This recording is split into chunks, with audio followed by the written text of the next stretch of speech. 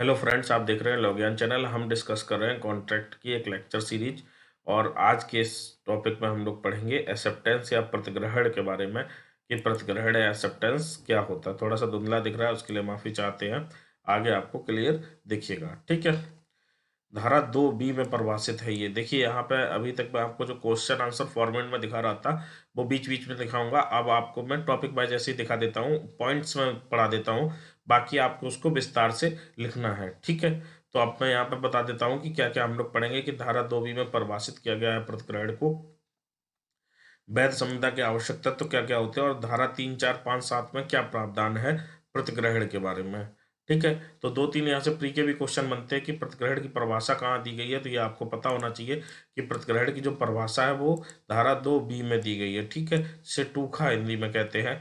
वैध संविदा के आवश्यक शर्तें हम लोग एक वीडियो में पढ़ चुके हैं। और प्रतिग्रहण से संबंधित अन्य धाराएं कौन सी हैं? धारा 3, 4, 5 और 7। आप प्रस्तावना में भी ये धाराओं को पढ़ चुके हैं। इनमें से 3 धाराओं को पढ़ चुके हैं, 3, 4 और 5 को, ठीक है। आप प्रतिग्रहण के संबंध में क्या क्या है वो इस वीडियो में हम लोग डिस्कस करेंगे, ठीक है। चलिए अब देख लेते हैं कि प्रतिग्रहण जो है उसकी परिभाषा में क्या है। जिस व्यक्ति को प्रस्तावना की गई वह उस प्रस्तावना के लिए अपनी अनुज्ञप्ति सत्यापित कर देता है। तो प्रतिग्रहण समझने के लिए एक बहुत जरूरी चीज ये है कि आपको ये पता होना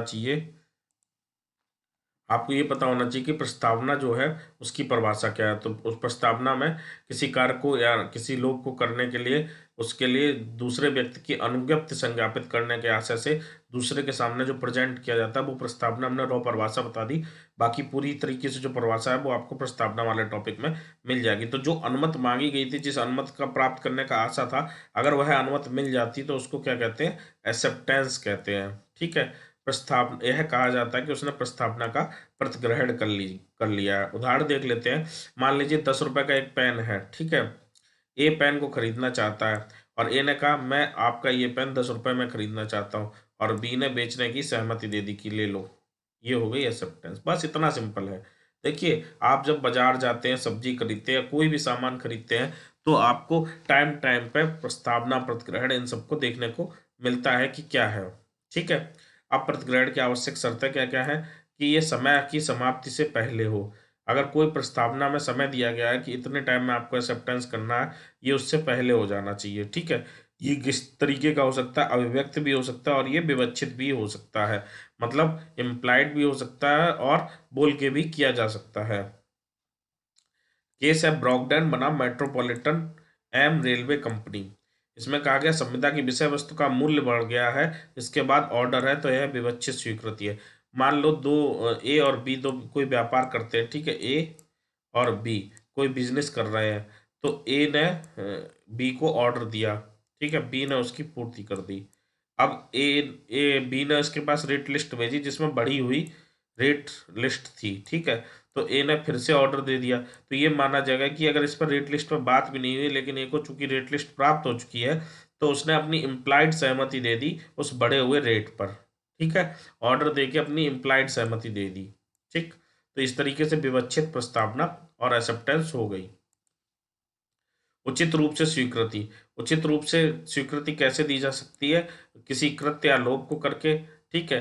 धारा 3 में इस बारे में जिक्र है। स्वीकृतकर्ता या प्राधिकृत अभिकर्ता द्वारा।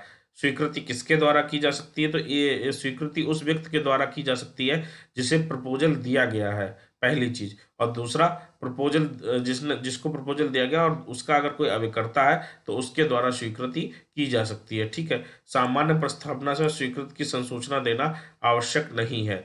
मतलब एक कॉमन प्रपोजल होता है उसकी सूचना देना आवश्यक नहीं है, लेकिन कॉमन प्रपोजल के अलावा जितने भी प्रपोजल होते हैं उनकी स्वीकृति की संसूचना देना आवश्यक है। कॉमन प्रपोजल क्या होता है ये हम लोग एक वीडियो में डिस्कस करेंगे। अभी शॉर्ट में आपको बता दूं कि कोई कोई प्रस्ताव ऐसे प्रस्ताव होते हैं जो सभी के लिए दिए जाते हैं और उसको कोई भी व्यक्ति स्वीकार कर सकता है।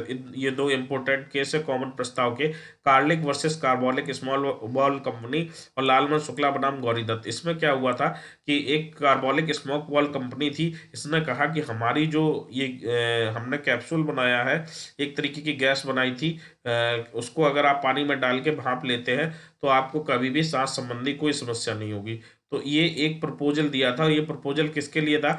ये पूरी जनता के लिए था जो भी इनका प्रोडक्ट यूज करेगी। ठीक है, तो कार्लिन नाम की एक महिला थी, उन्होंने प्रोडक्ट यूज किया, बट उसके बाद भी उनको सांस संबंधी समस्या हुई, उन्होंने केस किया और माना गया, इस कंपनी ने कहा कि इन्होंने हमको सूचित नहीं किया था, लेकिन कोर्ट ने माना कि सूचित करने की जरूरत ही नहीं है, क्योंकि ये एक सामान्य प्रस्तावना थी, अर्थात एक्सेप्टेंस मानी जाएगी। ठीक है, ऐसे ही लालमन शुक्ला वर्सेस गौरी दत्त के केस में एक बच्चा खो गया था और उस ये कहा गया था कि जो भी बच्चे को ढूंढ के लाएगा उसे इतना रुपए इनाम में मिलेगा। तो जो गौरी दत्त थे वो उस बच्चे को ढूंढ कर लाए और उसके बाद ये जो जिसने इनाम की घोषणा की थी उसने इनाम देने से मना कर दिया, और जब मना कर दिया तो यही चीज आई कि वो सामान्य प्रस्तावना थी और उसके एक्सेप्टेंस की संसूचना देना आवश्यक नहीं था। हालांकि इसमें एक फैक्ट और आया था कि जो व्यक्ति था जो ऐसा बच्चे को ढूंढ के लाया था उसे इस प्रस्ताव की जानकारी नहीं थी, तो कोर्ट ने कहा प्रस्ताव की जानकारी होना भी जरूरी है और इस आधार पर रोका जा सकता है, लेकिन सामान्य प्रस्तावना जो होती है उसकी एक्सेप्टेंस की सूचना देना आवश्यक नहीं होती।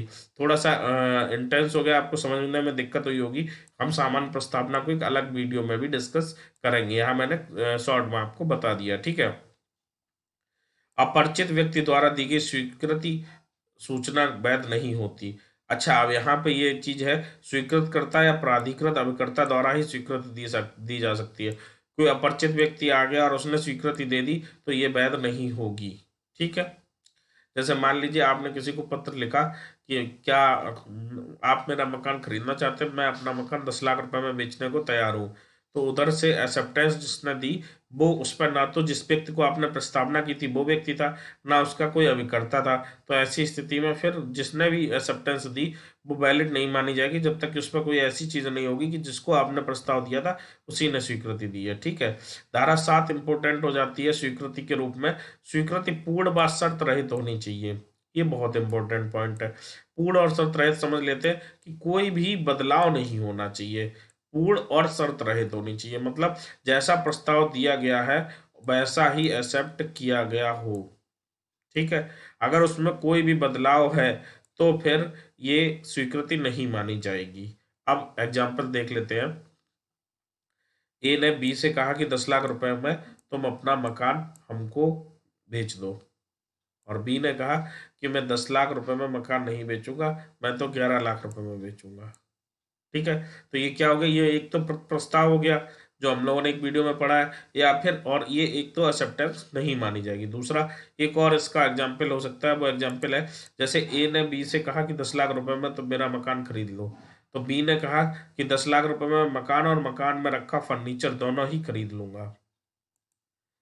ठीक है, मैं मकान और मकान में रखा फर्नीचर दोनों ही खरीदूंगा 10 लाख रुपए में, और ए ने बी से क्या कहा था, केवल मकान का कहा था।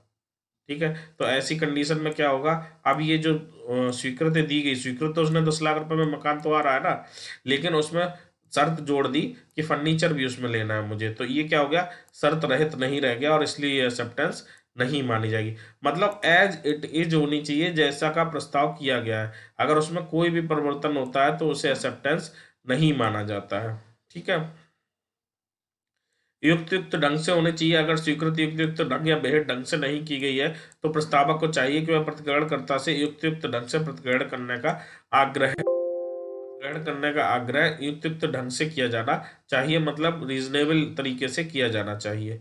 अगला है कार्य या लोप करके, मतलब प्रतिग्रहण स्वीकृति की संसूचना जो है वो कैसे दी जा सकती है, तो धारा 3 धारा 4 में बताया गया है, जैसे कि प्रस्ताव वाले में बताया गया था कि कोई कार्य करके या लोप करके या स्वीकृत करता या प्राधिकृत व्यक्ति द्वारा कोई कार्य या लोप जो किया जाएगा वो किसके द्वारा किया जाएगा, जो एक्सेप्टेंस करने वाला है या एक्सेप्टेंस करने वाले व्यक्ति ने किसी को अधिकार दिया है कार्य या लोप करने का, तो ऐसे व्यक्ति द्वारा किया जाएगा। ठीक है, इसमें केस है इंपॉर्टेंट इंपॉर्टेंट, ये भी आपको लिखने रहेंगे, पावल बनाम ली का केस है। ठीक है, और मानसिक स्वीकृति द्वारा बाह्य प्रकटीकरण आवश्यक है। मान लीजिए किसी ने कहा कि 10 लाख रुपए में मैं अपना मकान आपको बेचने को तैयार हूँ, और आपने मन में सोचा कि यार ये तो बहुत अच्छा ऑफर है, ये तो हमको ले ही लेना चाहिए, लेकिन आपने उससे कुछ नहीं कहा, तो फिर वो एक्सेप्टेंस नहीं है। ये तो मैं ले ही लूंगा आपने सोचा, तो वो एक्सेप्टेंस नहीं मानी जाएगी। आपको स्पष्ट रूप से बाहर कहना चाहिए, तभी वो एक्सेप्टेंस मानी जाएगी। सामान्य संसूचना, शर्तों का पालन ही स्वीकृति है। अगर मान लीजिए कार्लिक बनाम carbolic smoke smoke ball company वाला केस अभी मैंने आपको बताया था, तो उसमें इन्होंने कहा कि गर्म पानी में आप ये कैप्सूल डाल के अगर भाप लेंगे तो आपको कभी भी सांस संबंधी समस्या नहीं होगी। लेकिन अगर किसी ने ठंडे पानी में डाल के भाप लिया है तो वो केस नहीं कर सकता, वो एक्सेप्टेंस नहीं मानी जाएगी। जो शर्तें हैं वो पूरी तरीके से पालन होनी चाहिए, शर्तों का पालन पूरी तरीके से होना चाहिए। सामान्य संसूचना में जो भी शर्तें दी गई है उनका पालन पूरी तरीके से होना चाहिए। ठीक है। अपरिचित व्यक्ति द्वारा संसूचना दी गई तो भी नहीं माना जाएगा। प्रदान की तिथि अगर कहीं दी गई है कि इतने दिनों में आपको ये चीज़ एक्सेप्ट करनी है और ऐसी चीज़ भेजनी है हमको, ऐसा कोई है तो उसको उतने उस डेट का पालन किया जाना आवश्यक है। ठीक है। स्वीकृत की संसूचना पूर्ण कब होगी, धारा 4 में बताया गया है। जैसे कि प्रस्ताव की संसूचना के बारे में भी प्रावधान धारा 4 में था। तो प्रस्तावक के विरुद्ध कब पूर्ण होगी, जब स्वीकृतकर्ता ने पारेषण के अनुक्रम में कर दी है या उसके नियंत्रण में नहीं है। जैसे डाक में डालनी थी, उसने डाक में डाल दी है, तो जैसे ही वो डाक में डालेगा जो एक्सेप्ट कर रहा है तो ये प्रस्तावना प्रस्तावक के विरुद्ध पूर्ण हो जाएगी। ठीक है। यहाँ पे उदाहरण भी लिखना जरूरी है, डाक वाले के उदाहरण लिख देंगे तो ज्यादा अच्छे से क्लियर हो जाएगा। स्वीकृतकर्ता के विरुद्ध तब पूर्ण होगी जब प्रस्तावक के ज्ञान में आ जाएगी। ठीक है। तो जो एक्सेप्ट कर रहा है उसके विरुद्ध तब पूर्ण होगी जब प्रपोज करने वाले के प्रपोजल के जिसने प्रपोजल किया है उसकी नॉलेज में आ जाएगी। लेकिन जब जो प्रस्तावक है, प्रस्तावक के विरुद्ध वैसे ही पूर्ण हो जाएगी जैसे कि वो कम्युनिकेशन के कोर्स में आ जाती, कम्युनिकेशन होना शुरू हो जाता है। ठीक है। जब प्रस्तावक आमने का सामने है तो स्वीकृतकर्ता द्वारा कई बार प्रस्तावक द्वारा सुने जाने पर संविदा पूर्ण हो जाएगी। मान लीजिए आमने सामने है, जैसे कहीं आप सब्जी खरीदने गए हैं या फिर किताब खरीदने गए, उसमें जो प्रस्तावना और स्वीकृति है वो आमने सामने तुरंत पूर्ण हो जाएगी। ठीक है। टेलीफोन द्वारा स्वीकृत की संसूचना प्रस्तावक के सुनते ही पूर्ण हो जाएगी। संविदा उसी स्थान व उसी समय पर मानी जाएगी जहां पर प्रस्तावक ने सुनी है। हमने पिछली वीडियो में भी आपको बताया था कि जहां पे एक्सेप्टेंस सुनी गई है, तो एक्सेप्टेंस कौन सुनेगा, प्रस्तावक सुनेगा। एक्सेप्टेंस करने वाले की बात जो है वो कौन सुनेगा, प्रस्तावक सुनेगा।